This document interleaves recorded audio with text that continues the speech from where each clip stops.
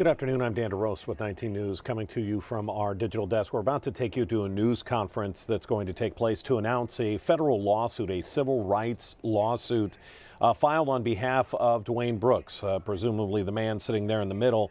He was wrongfully imprisoned for 35 years. He was exonerated in 2023. There was a murder, a drive-by shooting in August of '87 in Luke Easter Park. That killed a man, Clinton Arnold. Dwayne Brooks supposedly had family that could have testified that he was in New York at the time of the murder, and that's why he was eventually exonerated. And so now a lawsuit for the time he spent in prison. Let's take a listen. History.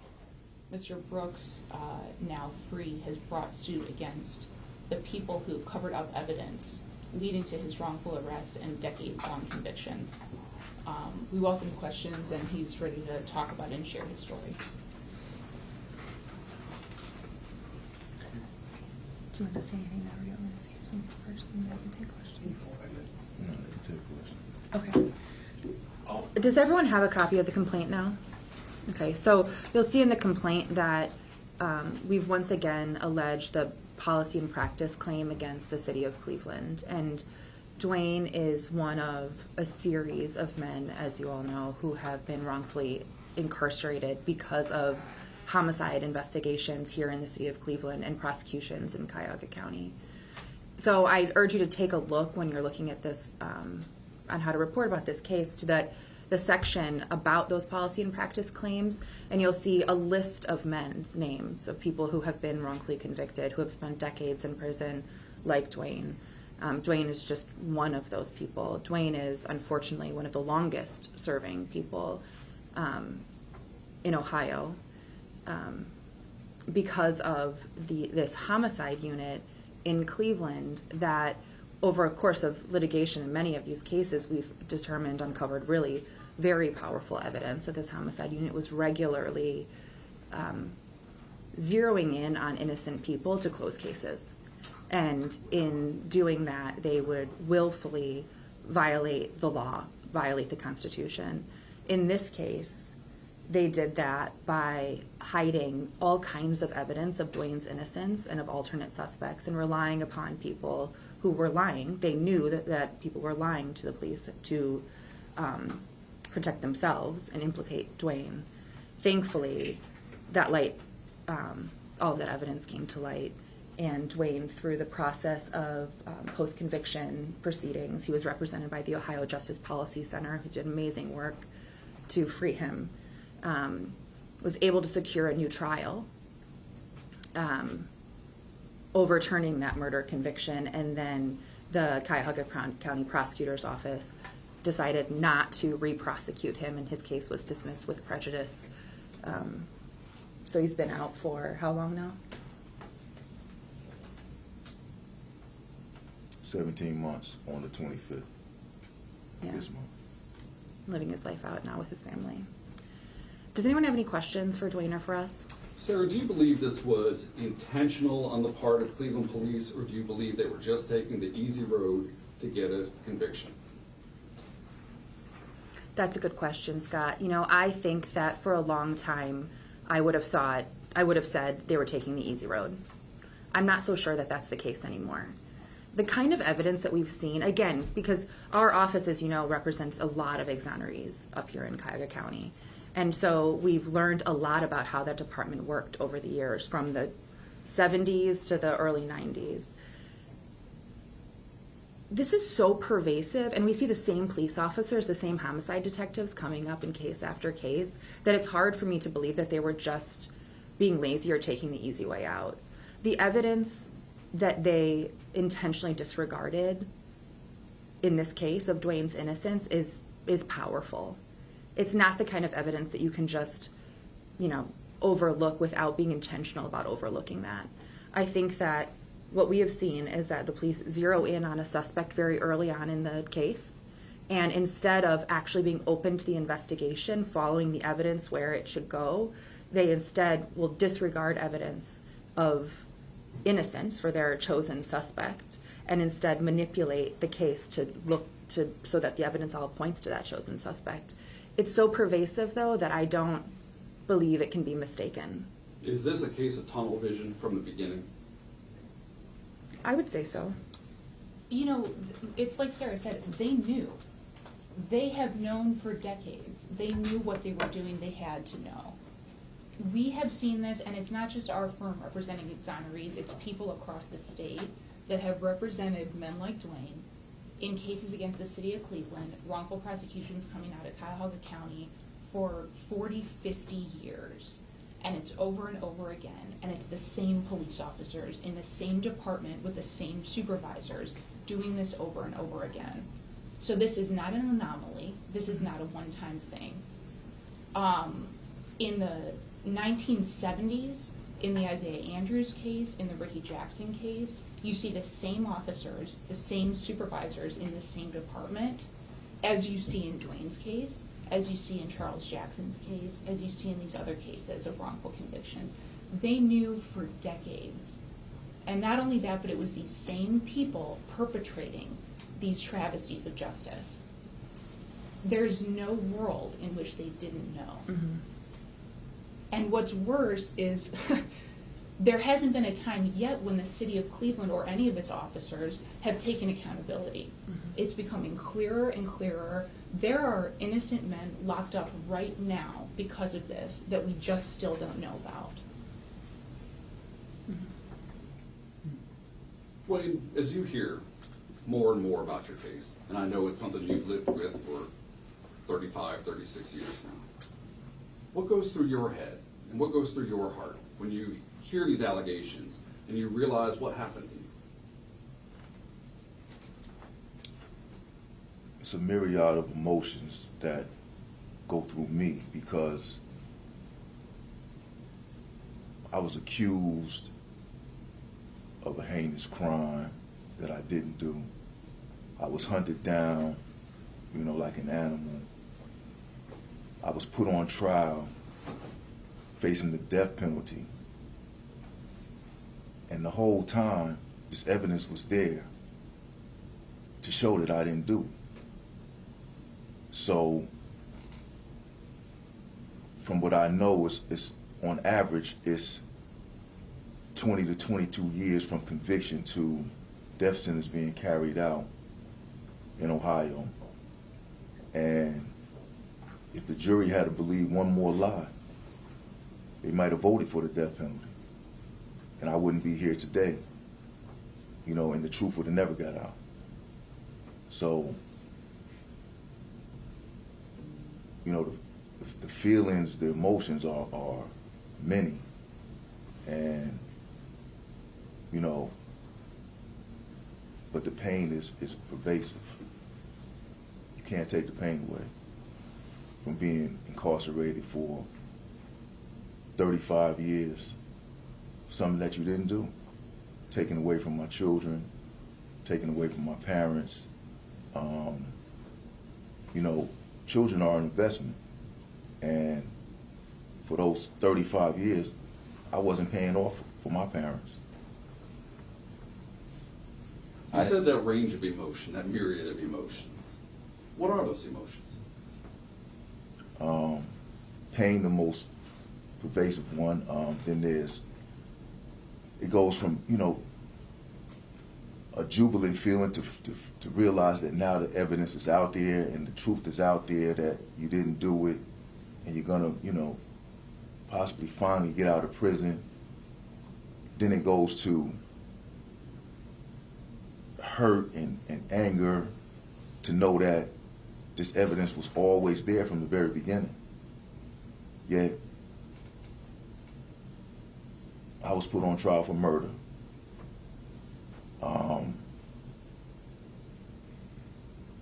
With the death penalty hanging over my head.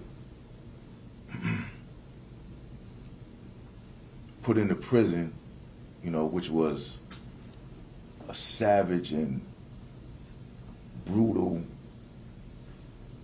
environment where I seen things and heard things that I shouldn't have seen and saw. Taken away from my children, taken away from my parents, taken away from the love of my life. my brothers and sisters, my cousins, everybody that loved me. And then having this stigma over me that wasn't true. I was a convicted murderer. In the state of Ohio, you know, and all its resources took me to trial, and I only had me. I didn't have no resources. I didn't have nobody really fighting for me, and it was a stampede. So I can't explain to you to where you could understand how it feels to be kidnapped, hunted down and kidnapped, and put in an environment that I had to either survive or become a perpetual victim, as I told my attorneys earlier. And,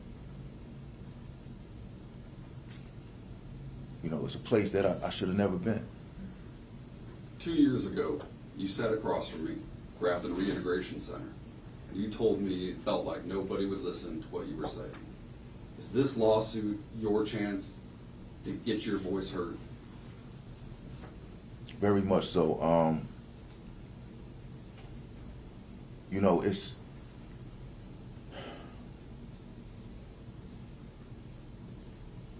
for so long it's been a fight to just regain my freedom. My youth is gone. My promise, potential of being what I could have been is gone. My children are all grown. I have grandkids now. I've lost so many people that were close to me over the years. And now it's like the truth and even justice, even though there's really no real justice for me, because you can't let me be 21 again. You can't give me back all the people that I've lost. You can't give me back my youth, my health. But it's a semblance of justice. And this has to be felt in these courts and in these political arenas, to where they say, you gotta stop, you gotta quit this. It's costing us too much. They don't care about they took my whole life, but maybe they'll care about some money that they have to spend, and tell these devilish agents of the court, of the state, of the city to quit. You don't have to railroad people. There's enough crime being committed by people that committed the crimes to keep the prisons full. You don't have to put innocent people in prison. You got way more than enough bodies to put in those beds than to have to go after innocent people and convict them. How do you put a price on 35 years of your life, of your kids' lives, of Dwayne Jr.'s life? We didn't even know you. Well, Scott, if you, at 21 years old, if you offered me whatever the amount is that you could come up with in your head to do 35 years in prison, the answer would have been no. I want to live my life. What have the last 17 months been like for you?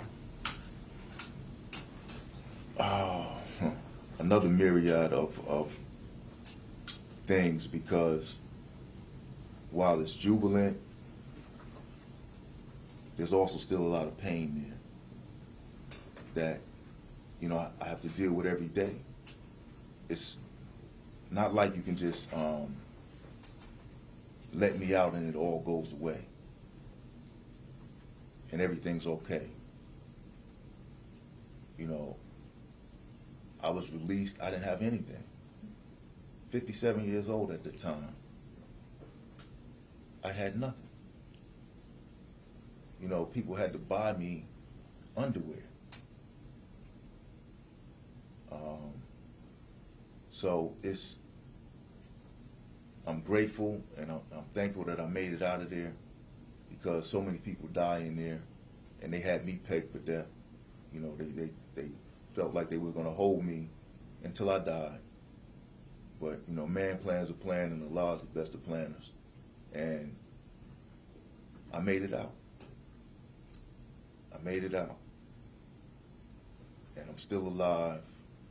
So I'm very thankful and grateful. And it's been beautiful, you know, being able to breathe free air. But the nightmare is still there. It still, you know, lurks. It's right there beneath the surface.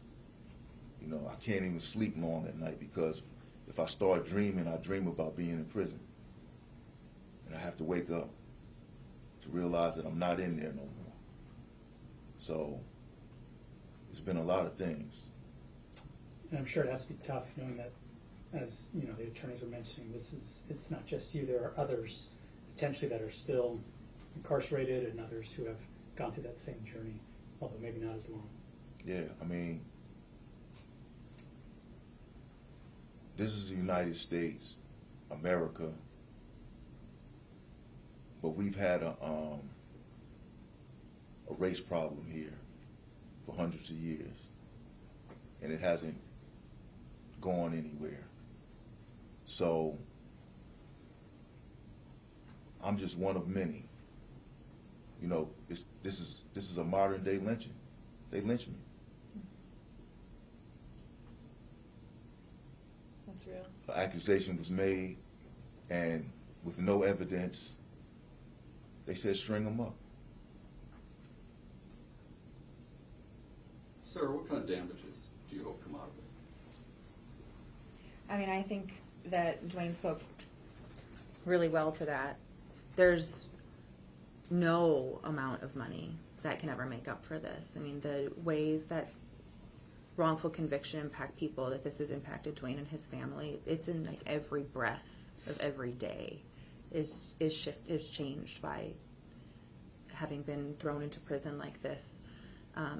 So the amount of monetary compensation that I believe Dwayne deserves is significant. Millions? Millions, yeah, well into the millions, yes. Tens But of millions? yes, yeah, easily. Beyond that though, I think what we would all love to see here is some acknowledgement from the city of Cleveland that what happened to Dwayne was wrong. I mean, he was already exonerated, right? I mean, the truth came out in court, and there has never been an acknowledgement to this man that what happened to him was wrong. There's no human, no one from the city has ever just looked at Dwayne and said, I'm sorry. And nor have they done that for any of our clients or other people who have been wrongfully convicted out of this county. And instead, what we see time and time and time again is that the city is more willing to invest in private defense funds to pay a private firm and their own lawyers to defend this behavior, to defend their officers, to try to obscure the fact that they violated the Constitution time and time again to steal lives from people, to point fingers at other people like the prosecutor's office and say, oh, it's not our fault, it's their fault. Like, when is enough enough? And I'm sad to say that I don't think that now it's going to be enough. I have yet to see Mayor Bibb or anyone from the law department take an honorable stance to do what is right, to even just say, no, we will not allow this to happen anymore. This was serious, this was wrong, this is a black eye on our history, and we will never allow it to happen again. Because think about that, when this kind of culture was allowed to thrive for decades, I mean, our evidence alone is from the 70s to the 90s. Think about that. How many people were put away in prison from the 70s to the 90s? And that was not that long ago, right? So we know there are other people in prison. And when that kind of wrongdoing that goes on for so long, that doesn't happen in a vacuum, supervisors know about it, it's a culture. And cultures continue until someone stops it. So, you know, I believe that we have a lot of good homicide detectives now who want to do the right thing. But it is important that the city make a stand against this type of unconstitutional policing. They have yet to do that. And so that is important for us, that is important for Dwayne, that's important for so many for all of the men who have been wrongfully convicted here. You know, you can't walk away from prison and forget the people who you know who are still there fighting for their lives. You talked about stopping it. Do you believe this lawsuit will stop that? Do I have hope somewhere deep in my heart that someone will do the right thing, Scott? No. You know, but as a matter of fact, as a matter of law, Dwayne Brooks has been exonerated. Mm-hmm. An Ohio court has held that the prosecution against him violated his right to a fair trial. An Ohio court has already established that evidence was suppressed that he needed to have, that he had a right to have. That is done. Mm-hmm. He's innocent and he is exonerated. Accountability from the city of Cleveland, we could only hope to get that. What they have shown us time and time again is that they're not going to do it. The city of Cleveland has come out and called our clients innocent, exonerated men murderers. Mm-hmm. They have dug their heels in, and time again, Mayor Bibb has refused to set things right, refused to even acknowledge the many victims of the city's misconduct. We call on the city to make this right. Based upon our prior dealings, I don't expect the city to come and make this right. Mm-hmm. I expect to fight. You mentioned prosecutors. On the criminal side of things, it was the prosecution that had withheld the reports or did turn over the reports to the defense that could have been used to aid in his defense. Why not go after the prosecutor's office? Why go after the police in this case? Well, in this case in particular, and maybe you can speak to this, but there is evidence that it's the police who withheld the exculpatory reports and not the prosecutors, but you can speak more to that. And it's true that over many decades, wrongful convictions have repeatedly come out of Cuyahoga County, including the prosecutor's office, not just the city of Cleveland. So it's not our position that Cuyahoga County prosecutor during these decades of wrongful conduct was a good actor. Mm-hmm. A lot of misconduct has come out of there and has affected many people. In this instance, the evidence is clear that it's the city of Cleveland who is culpable for covering up this evidence. Is there a rough number on the number? You mentioned several times just the number of people who have a similar story. I mean, how many people are we talking about during that time frame who have been wrongfully convicted and imprisoned? We have half a dozen clients in our own firm in active litigation. Mm-hmm. The University of Michigan publishes an index of, I think in Cuyahoga County it's been dozens. Mm-hmm. When I last checked, Cuyahoga County was one of the top 10 worst offenders in the country for wrongful convictions. Yeah, we're Cuyahoga known around the County- country. Excuse me, Cuyahoga County has more wrongful convictions than the other 87 counties in the state combined. Nobody's raising an eyebrow at that. Right. And again, This is not even the biggest city in Ohio. And nobody raises an eyebrow that this one county has more wrongful convictions than the rest of the counties combined.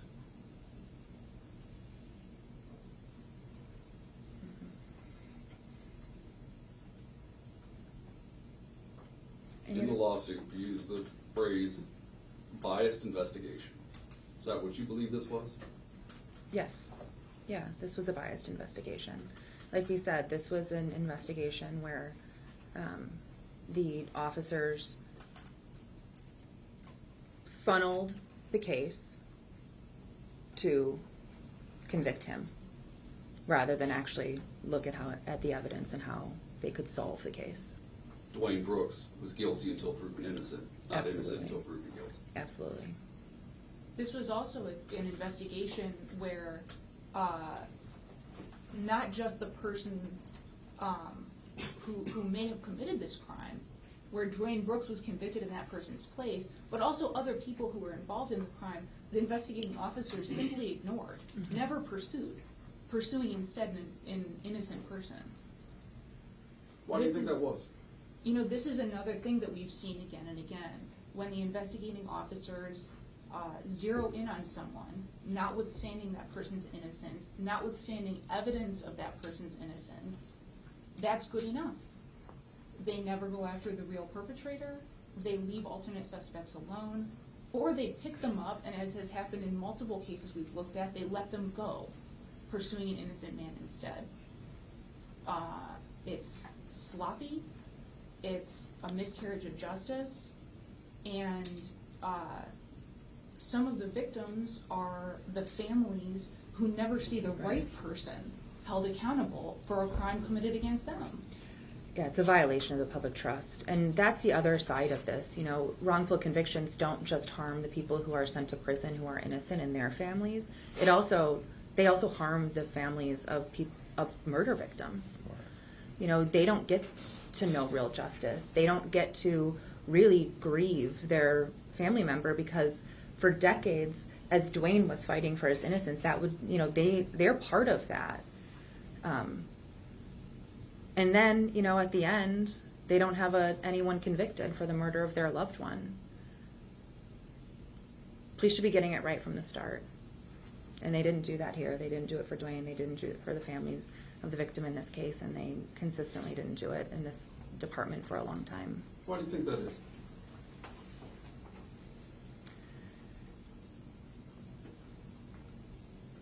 I think that the problem is, the origins of the problem is a complicated, it's a complicated issue. I think there's a real interest in closing cases quickly and efficiently, and that was ultimately the most important thing. And whoever fell victim to that along the way, particularly black men, were disposable.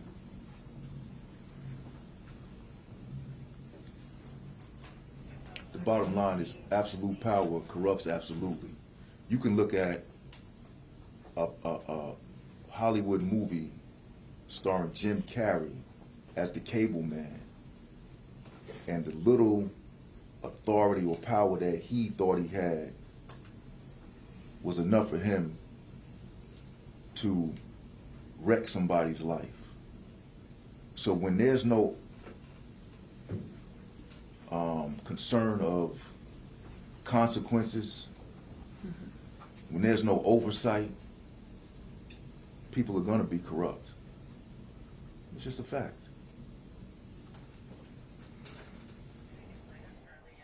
Dan DeRosa with 19 News. Some powerful words there by Mr. Dwayne Brooks. He was exonerated in 2023. He had spent 35 years in prison for obviously a crime he did not commit, or at least the courts agree he did not commit. It was back in August of 1987 when a stolen van drove to the area of Luke Easter Park in Cleveland and fired on a group of individuals. A Clinton Arnold was shot and killed. 2 others were injured. And as you heard from the attorneys for Mr. Brooks, he was railroaded. Someone put Mr. Brooks at that park in the days prior to that shooting, and so that's who, according to his attorneys, the homicide unit for the city of Cleveland, which they claim in that time in the 70s and 80s were so corrupt, they just wanted to get court cases and solve crimes that they just grabbed onto a victim and put them through the court system. that they could not then defend themselves. Dwayne Brooks seeking what his attorneys said should be hundreds of millions of dollars, as they are now filing a civil rights lawsuit in the U.S. District Court against the city of Cleveland and multiple former police officers. You heard them talk about Mayor Bibb and why no one with the city will step up and say this was wrong and take responsibility. I can tell you that while on the surface that's an easy statement to make, to come out and say, yes, the city's homicide unit at the time was wrong, but that then ultimately opens the doors to millions and millions and hundreds of millions of dollars of loss for the city when you have someone like a mayor or a police chief that takes responsibility and says, yes, this was happening. You then wipe out any chance you have in court to defend yourself, and that's whether that's an appropriate or popular position, that's the position the city has to take legally. We will wrap this up. If we have any other breaking news, it'll be here on our digital properties. Otherwise, look for our 3.5 hours of news and weather to start at 3 o'clock on Channel 19. Until then, I'm Dan DeRose with 19 News. Have a good afternoon. 19 News is everywhere.